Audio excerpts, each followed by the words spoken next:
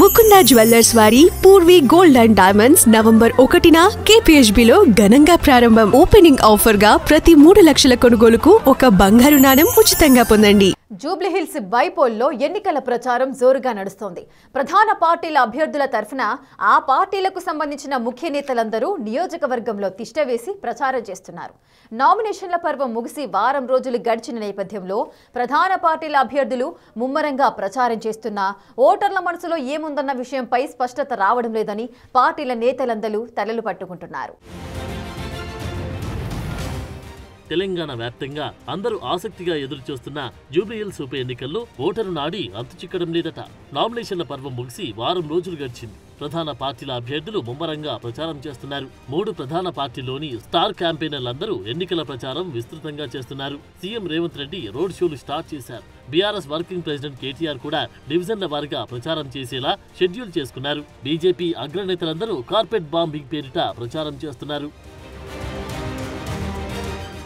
ఎన్నికల ప్రచారం ఊపందుకున్న తరుణంలోనూ ఓటర్ల మనసులో ఏముందన్న విషయంపై స్పష్టత రావడం లేదని పార్టీ నేతలు చెవులు కొరుక్కుంటున్నారట. ప్రచారానికి ఏ పార్టీ వెళ్లినా మా మద్దతు మీకేనంటూ హామీ ఇస్తున్నారట ఓటర్లు. భరోసా ఇచ్చిన వారు పోలింగ్ రోజున అదే మాటపై ఉంటారు, మాట తప్పుతారో తెలియక నాయకులు పరేషాన్ అవుతున్నారట. ప్రధాన పార్టీల నాయకులు తమ అభ్యర్థులను గెలిపించుకునేందుకు క్షేత్రస్థాయిలో ముమ్మరంగా తిరుగుతున్నారు. ఉదయం 8 నుంచి మధ్యాహ్నం 1 గంట వరకు, సాయంత్రం 5 నుంచి రాత్రి 10 గంటల వరకు ప్రచారం నిర్వహిస్తున్నారు. అధికార పార్టీకి చెందిన మంత్రులు జూబ్లీహిల్స్ నియోజకవర్గంలోని డివిజన్ల వారీగా ఫోకస్ చేస్తున్నారు. ఎమ్మెల్యేలు, ఎమ్మెల్సీలు, ఎంపీలతో పాటు ప్రతిపక్షానికి చెందిన ఎమ్మెల్యేలు, మాజీ ఎమ్మెల్యేలు, ఎమ్మెల్సీలు, ముఖ్య నాయకులకు డివిజన్లు, కాలనీలు, బస్తీల వారీగా బాధ్యతలు అప్పగించి తిప్పుతున్నారు. డివిజన్ వార్డుల వారీగా ఓ ముఖ్య నాయకుడికి పూర్తి బాధ్యతలు అప్పగించారు. కాలనీలు, బస్తీలు, గల్లీలు, సామాజిక వర్గాల వారీగా తమకు ఎన్ని ఓట్లు నమ్మకంగా పడతాయని అంచనా వేసేందుకు ప్రధాన పార్టీల నేతలందరూ నియోజకవర్గమంతా తిరుగుతున్నారట. ప్రస్తుతమున్న ట్రెండ్స్ అంచనా వేసేందుకు నేతలు చేస్తున్న ప్రయత్నాలు ఫలించడం లేదనే చర్చ నడుస్తుందట. ప్రచారానికి ఎవరు వెళ్లినా వారికి ప్రజలు సానుకూలంగా స్పందిస్తూ ఉండడంతో వారి మద్దతు ఎవరికనేది 3 పార్టీలకు అంతుపట్టకుండా తయారైందట. నియోజకవర్గంలోని ప్రధాన పార్టీలకు చెందిన అభ్యర్థులందరి ప్రచారంలోనూ ప్రజల నుంచి వస్తున్న స్పందన చూసి నేతలందరూ గందరగోళానికి గురవుతున్నారట.